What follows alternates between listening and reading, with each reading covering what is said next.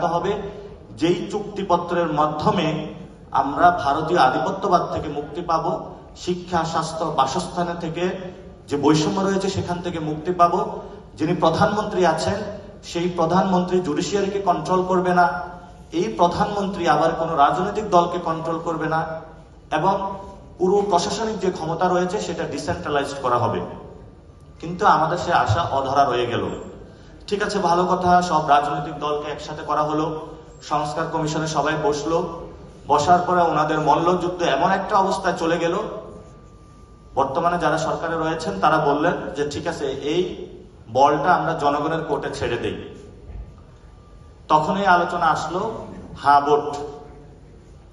হ্যাঁ ভোটের মধ্য দিয়ে জনগণের বৈধতা নিয়ে মোটামুটি সংবিধানের যে সংস্কারগুলো করা যায় সেটার জন্য হলো এখন এই রাষ্ট্র বা এই সোসাইটি, সব রাজনৈতিক দল বা মানুষ কাজ করে যাচ্ছে।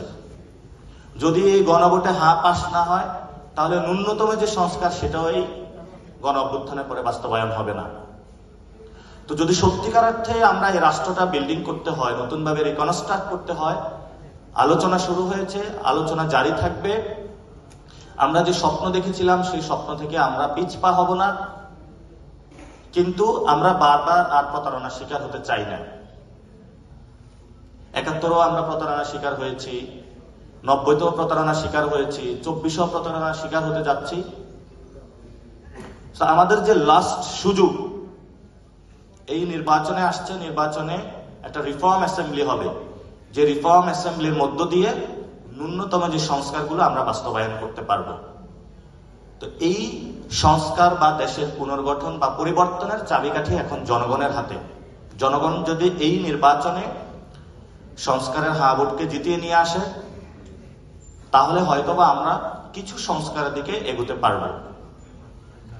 গত ১ বছরে বাংলাদেশের কোনো মৌলিক জায়গায় পরিবর্তন করা হয়নি, এবং পরিবর্তন না হওয়ার কারণে এই যে ঢাকা ৮-এর গণতান্ত্রিক প্রক্রিয়ার লড়াইয়ের অন্যতম শহীদ উসমান হাদিকে দিনে দুপুরে মাথায় অস্ত্র ঠেকিয়ে রাস্তার মধ্যে ফেলে দেওয়া হয়েছে,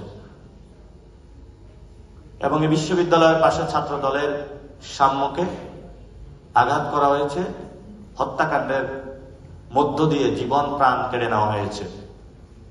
আমরা এমন একটি সোসাইটিতে বসবাস করতেছি, অর্থাৎ ঢাকা বিশ্ববিদ্যালয়ের কোনো মেয়ে